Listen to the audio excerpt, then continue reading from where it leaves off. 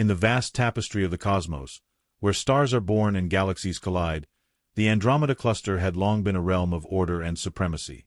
Here, the Galactic Council, a body composed of the most ancient and powerful species, had ruled with an iron fist and a calculated grace for eons.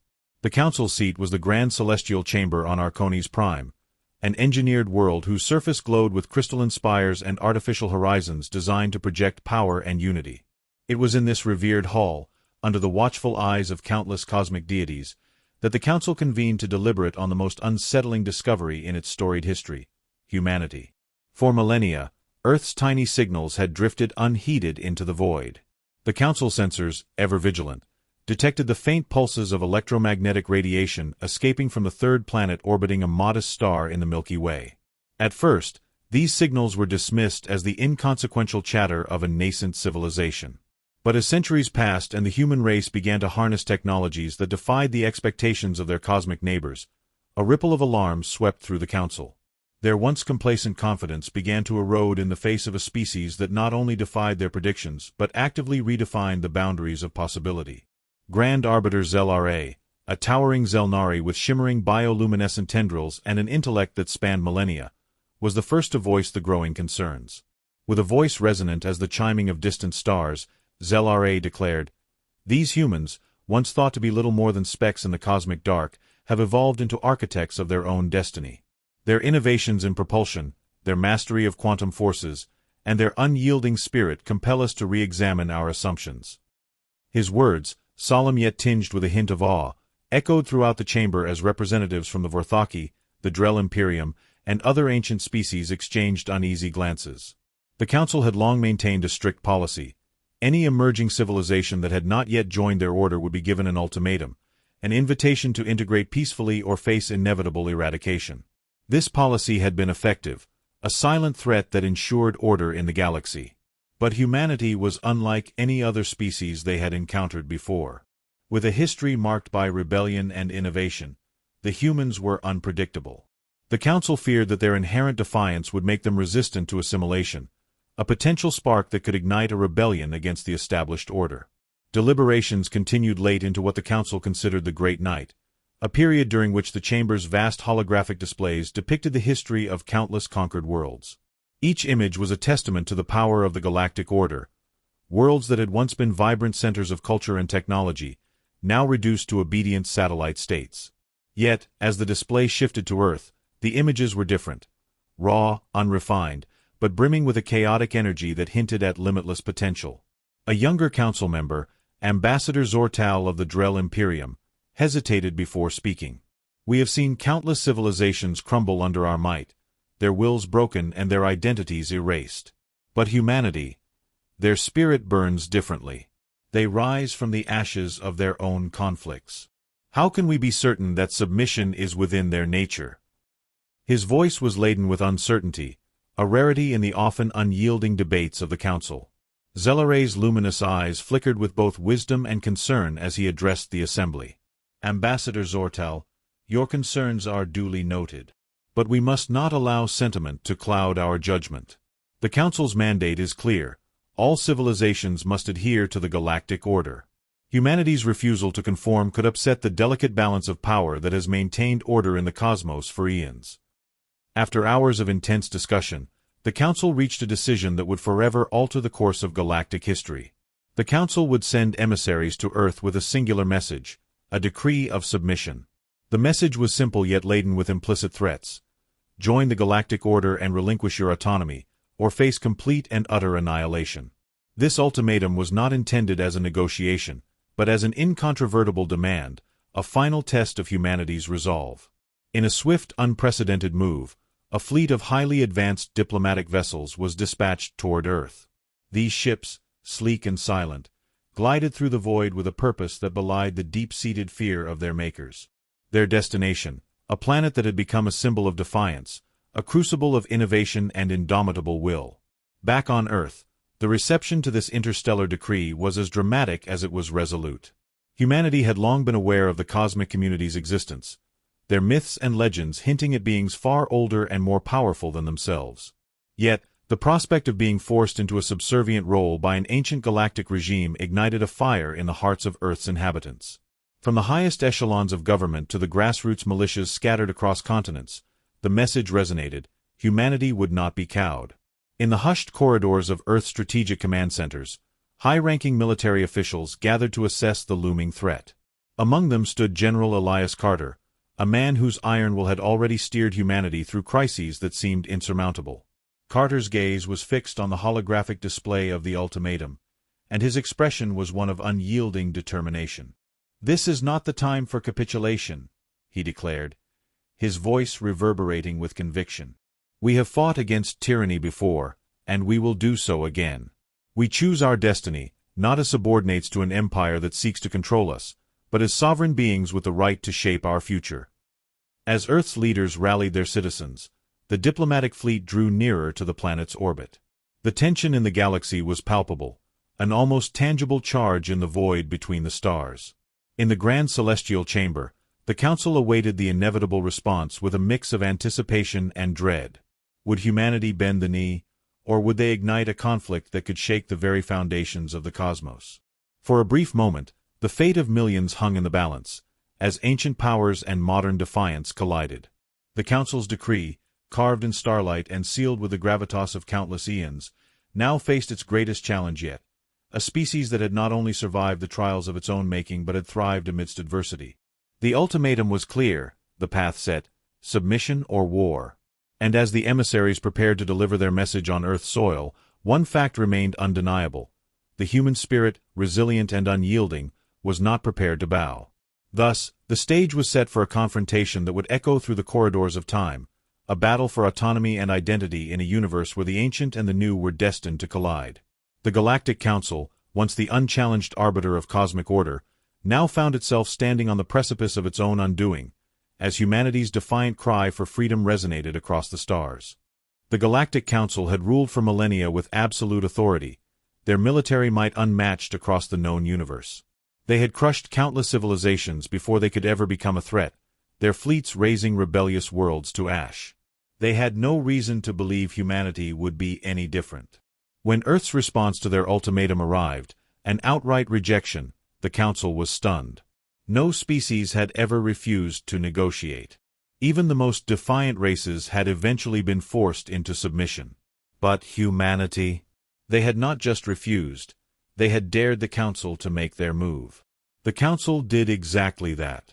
The blockade and the first strike. The war began with the Drell Imperium leading a planetary blockade of Earth. Their fleet, consisting of enormous dreadnoughts and swarming fighter squadrons, encircled the planet like a predator tightening its grip on prey.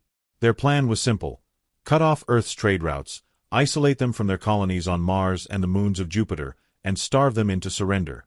Except, humanity did not starve. Within weeks, Earth's leaders declared full wartime mobilization. Every factory was converted into an arms manufacturing hub. Civilian spacecraft were repurposed into gunships and supply carriers. Even the remains of destroyed satellites were salvaged to create makeshift weapons. Humans adapted at an alarming rate. Seeing their blockade failing, the Council ordered an orbital bombardment. Plasma lances and antimatter warheads rained down upon Earth's surface, turning cities to rubble. Millions perished in the first attacks. The Council expected humanity to surrender. Instead, humanity fought harder. Survivors fled underground, transforming vast tunnel networks into command centers and munitions depots. The world's nations, once divided by political and ideological conflicts, stood united under a single banner: the United Planetary Defense Force, UPDF. General Elias Carter, now Earth's supreme military commander, addressed the planet from a hidden bunker beneath the Rocky Mountains. His speech would be broadcast across every colony, every remaining city, and every soldier preparing for war. They came here believing they could break us. They thought our cities would fall, that our spirits would crumble. They were wrong. They do not understand what it means to be human. We have fought wars against impossible odds before, and we have won. Today, we do not fight for survival alone. We fight for the right to exist on our own terms. We do not bow. We do not surrender. We will take the fight to them, and we will make them regret the day they ever thought to challenge humanity. And with that, the tide of war shifted. Guerrilla warfare in space. While Earth endured bombardments, humanity struck back in ways the Council had never anticipated. Instead of engaging in direct, large-scale fleet battles, where they were at a disadvantage, human forces resorted to guerrilla tactics. Small, stealth-based strike teams infiltrated enemy supply lines, sabotaging Council warships from within. Hackers used quantum AIs to disable navigation systems, causing entire enemy fleets to crash into asteroid belts. Engineers developed experimental warp missiles capable of bypassing traditional energy shields, allowing human forces to cripple dreadnoughts with precision strikes. A single victory changed everything. In a daring assault, a human fleet, comprised of only a dozen warships, ambushed a Zelnari battleship convoy near Europa. Using advanced cloaking technology, they bypassed the convoy's defenses, infiltrated the enemy command center, and executed an AI-driven cyber attack that rendered the ships inoperable. The entire Zelnari fleet was destroyed before reinforcements could arrive. The message was clear: humanity was not just surviving. They were winning. The destruction of the Drell Imperium. The Galactic Council, realizing that their initial attacks had failed, deployed their most ruthless enforcers, the Drell Imperium. The Drell were a warrior race, feared for their ability to conquer entire star systems within weeks. They launched their campaign with overwhelming force, deploying thousands of warships and planetary assault units. Their objective was simple: break humanity once and for all. What followed was one of the most brutal campaigns in galactic history. The Drell forces landed on Mars first, expecting an easy victory. But Mars had been transformed into a fortress world. Human defenders used experimental railgun platforms to tear through the Drell landing craft. Underground resistance cells, composed of enhanced cybernetic soldiers, struck from the shadows. Mars did not fall. Frustrated, the Drell turned their attention to Earth, launching their most devastating attack yet. They deployed the Scorched Sky Initiative, a plan designed to wipe out all remaining human resistance through atmospheric destabilization. Massive orbital disruptors were positioned around Earth, designed to burn away the planet's upper atmosphere, creating an extinction-level event. But humanity anticipated this. Through intercepted communications, the UPDF discovered the Drell's plan. In a last-ditch operation, a fleet of human warships, cobbled together from salvaged alien technology, launched a desperate assault on the orbital disruptors. Pilots, knowing they might not return, manually guided nuclear warheads into the Drell command ships. The battle was catastrophic. Thousands of human pilots perished. But the disruptors were destroyed. With their ultimate weapon gone, the Drell fleet fell into chaos. It was then that humanity delivered the final blow. The Nemesis Strike Fleet, Earth's most elite warships, launched a surprise attack on the Drell homeworld. They bypassed planetary defenses using experimental wormhole technology, appearing directly in the skies above the Drell capital. Within a single night, the Drell Imperium, once feared across the galaxy, ceased to exist. The Council's fear. The destruction of the Drell Imperium sent shockwaves across the galaxy. Never before had an inferior species managed to annihilate one of the Council's ruling factions. Panic gripped the remaining members. The Zelnari retreated to deep space, fearing that Earth's wrath would soon reach them. The Vorthaki, once known for their brutal conquests, surrendered preemptively, begging for peace. Humanity had become more than a rebellious species. They had become an existential threat. As the war raged on, the Galactic Council realized something terrifying. This war had not been about conquest for humanity. They were not fighting for expansion or dominance. They were fighting to end the Galactic Council itself. The Council attempted one final, desperate act. They sent emissaries to Earth, offering peace. They proposed negotiations, treaties, and even reparations for the destruction they had caused. But humanity did not answer. There would be no negotiations. There would be no peace. Humanity had decided the fate of the Council long before the war had even begun. And the final reckoning was at hand. The stars above Arcones Prime, once a beacon of order and control, now burned with the wreckage of shattered fleets. The Galactic Council had long ruled with unwavering dominance, subjugating countless civilizations under its might. But now, the skies above their capital world bore witness to their downfall. Humanity had come. 4 decades, they had fought, not for conquest, but for survival. The Council had made the mistake of thinking Earth would surrender like so many others before them. Instead, humanity had turned the war into a campaign of total annihilation. One by one, the great powers of the galaxy had fallen, the Drell Imperium obliterated, the Vorthaki surrendering without a fight, and the Zelnari fleeing into the unknown reaches of space. Now, only Arcones Prime remained. The final battle. The last remnants of the Council's fleets gathered in desperation, forming a final defensive line around their homeworld. It was a futile effort. The human war machine had evolved beyond anything the Council had ever faced. They had taken alien technology, improved upon it, and weaponized it in ways no one could have imagined. Their ships, once primitive compared to the Council's grand armadas, now moved like ghosts through the battlefield, cloaked, agile, and armed with devastating precision. Earth's finest warship, the Nemesis, led the charge, tearing through the Council's defenses like a blade through flesh. Planetary shields, once thought impenetrable, crumbled under humanity's relentless assault. Orbital defense platforms exploded as human strike teams infiltrated their command centers, overriding their systems and turning them against their creators. On the surface of Arcones Prime, chaos reigned. The once mighty rulers of the galaxy, who had commanded trillions, were now nothing more than frightened bureaucrats huddled in their great citadel, awaiting the inevitable. And then, the humans landed. No mercy, no negotiation. A battalion of Earth's most elite soldiers stormed the Council's final stronghold. The Grand Celestial Chamber, which had once hosted the most powerful beings in the universe, was now a battleground. The air was filled with the sound of plasma fire, the screams of dying Council officials, and the relentless march of humanity's vengeance.